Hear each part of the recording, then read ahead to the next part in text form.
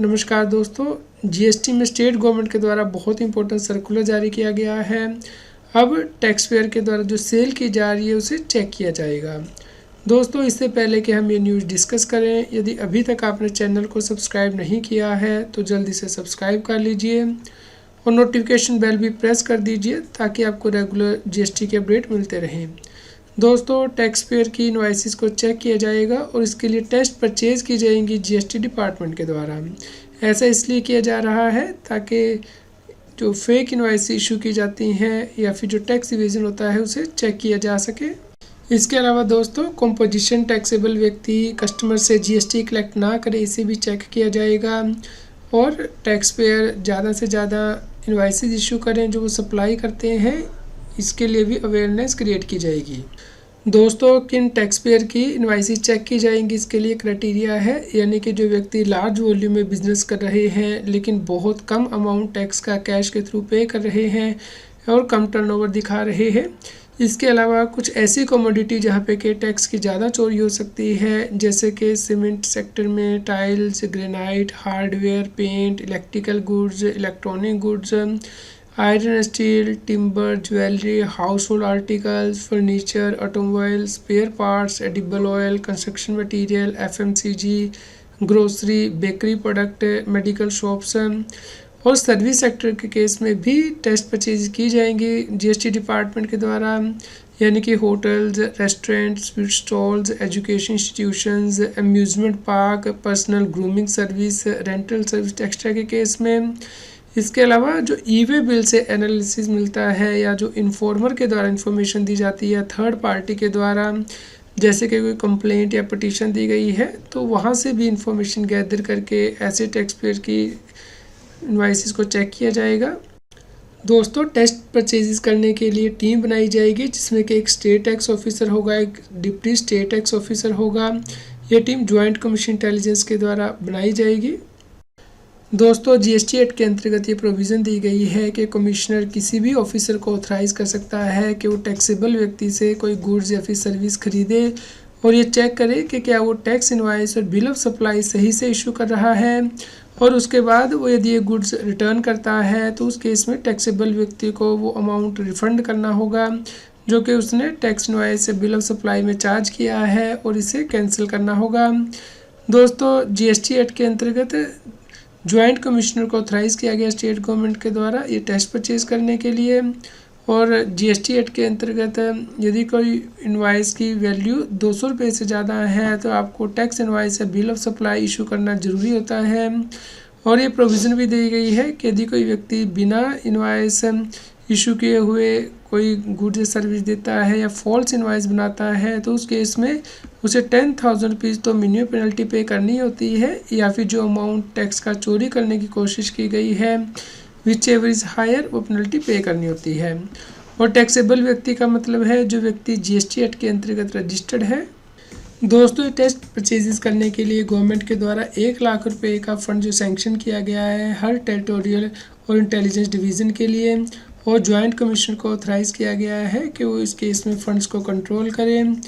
और joint commissioner territorial intelligence को कहा गया है कि वो रजिस्टर मेंटेन करे, कैश बुक और सब्सिडी फाइनेंस रजिस्टर, ताकि जो test purchase operation GST officer के द्वारा कंडक्ट किए गए हैं उन्हें रिकॉर्ड किया जा सके, यानी कि कितने डिनोमिनेशन का कैश इशू किया गया है परचेजेस करने के लिए, करेंसी नंबर क्या है, इसे भी रजिस्टर में रिकॉर्ड किया जाएगा। दोस्तों, टेस्ट परचेज करते हुए प्रोसीजर क्या फॉलो किया जाएगा इसके बारे में डिटेल में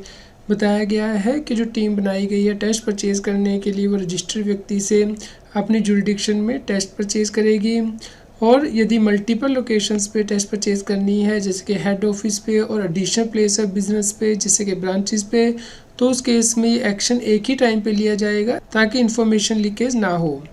दोस्तों, जो टेस्ट परचेज की जाएगी वो 200 रुपये से ज़्यादा की वैल्यू के लिए ही की जाएगी, क्योंकि उससे ऊपर ही रजिस्टर्ड व्यक्ति को कोई गुड्स या फिर सर्विस के लिए टैक्स इनवॉइस या बिल ऑफ सप्लाई बनाना होता है। और जीएसटी ऑफिसर ये इंश्योर करेंगे कि टेस्ट परचेज करते हुए वो बिजनेस एक्टिविटी में कोई डिस्टर्बेंस ना करें, वो एक नॉर्मल कस्टमर के तौर पे बिहेव करेंगे, ना कि एज अ डिपार्टमेंट ऑफिसर। दोस्तों जो tax invoice bill of supply issue किया गया है उसे कैंसिल किया जाएगा और जो गुड्स हैं वो जीएसटी ऑफिसर के द्वारा वापस कर दी जाएंगी, जिसके बाद के टैक्स पेयर को ये अमाउंट रिफंड करना होगा। और इसके लिए जो नेसेसरी डॉक्यूमेंट है जैसे कि original invoice, cancel invoice, statement of witness, वो भी जीएसटी ऑफिसर के द्वारा कलेक्ट की जाएंगी। और यदि प्रॉपर इनवॉइस से बिल ऑफ सप्लाई इशू नहीं किया जा रहा है तो जीएसटी ऑफिसर के द्वारा सेक्शन 122 के अंतर्गत कार्रवाई की जाएगी जीएसटी एक्ट के, और ये जो प्रोसीडिंग है वो रिकॉर्ड की जाएंगी राइटिंग में जीएसटी ऑफिसर के द्वारा। यदि टेस्ट परचेज की गई है इंटेलिजेंस विंग ऑफिसर के द्वारा तो उस केस में ज्वाइंट कमीशन इंटेलिजेंस को रिपोर्ट किया जाएगा। और यदि टेरिटोरियल विंग की टीम के द्वारा इंस्पेक्शन की गई है तो उस केस में ज्वाइंट कमिश्नर टेरिटोरियल को रिपोर्ट किया जाएगा और उसके बाद आगे की कार्रवाई के लिए ज्वाइंट कमीशन इंटेलिजेंस को रिपोर्ट भेजी जाएगी। यदि टेस्ट परचेज करते हुए पता लगता है कि कॉम्पोजिशन टैक्स पेयर कोई जीएसटी कलेक्ट कर रहा है कस्टमर से तो ये फैक्ट रिकॉर्ड किए जाएंगे और जीएसटी एक्ट के अंतर्गत कार्रवाई करके पूरा टैक्स रिकवर किया जाएगा। ज्वाइंट कमिश्नर टेरिटोरियल और इंटेलिजेंस एक दूसरे से संपर्क में रहेंगे ताकि जिस व्यक्ति की टेस्ट परचेजेस करनी है उसमें ओवरलैपिंग ना हो। और जो सक्सेसफुल टेस्ट परचेजेस कंडक्ट की गई हैं उसके बारे में ज्वाइंट कमीशन टेरिटोरियल को द्वारा इन्फॉर्म किया जाएगा ज्वाइंट कमीशन इंटेलिजेंस को, जिसके बाद के ज्वाइंट कमीशन इंटेलिजेंस के द्वारा सेक्शन 67 के अंतर्गत जीएसटी एक्ट के कार्रवाई की जाएगी। यदि जो टेस्ट परचेजेस की गई हैं वो सेंट्रल जुरिडिक्शन के अंतर्गत आती हैं रजिस्टर्ड टैक्स पेयर तो उस केस में कंसर्न सेंट्रल अथॉरिटी को इसके बारे में इमीडिएटली इन्फॉर्म किया जाएगा। दोस्तों जो टेस्ट परचेज की गई हैं उसके बारे में ग्रुप हेड के द्वारा ज्वाइंट कमीशन टेरिटोरियल इंटेलिजेंस को एक दिन के अंदर रिपोर्ट दी जाएगी। इसके लिए नेक्स्टर भी दिया गया है, जिसके बाद के पीरियडिकल रिपोर्ट कमिश्नर को भी दी जाएंगी with in 5 days after the end of the month. दोस्तों ये नेक्स्टर जिसमें कि टेस्ट परचेज की जो रिपोर्ट है वो प्रिपेयर की जाएगी, यानी कि ऑथराइजेशन नंबर एंड डेट यहाँ पे मेंशन होगा, रजिस्टर्ड व्यक्ति का GST number, date and time, trade name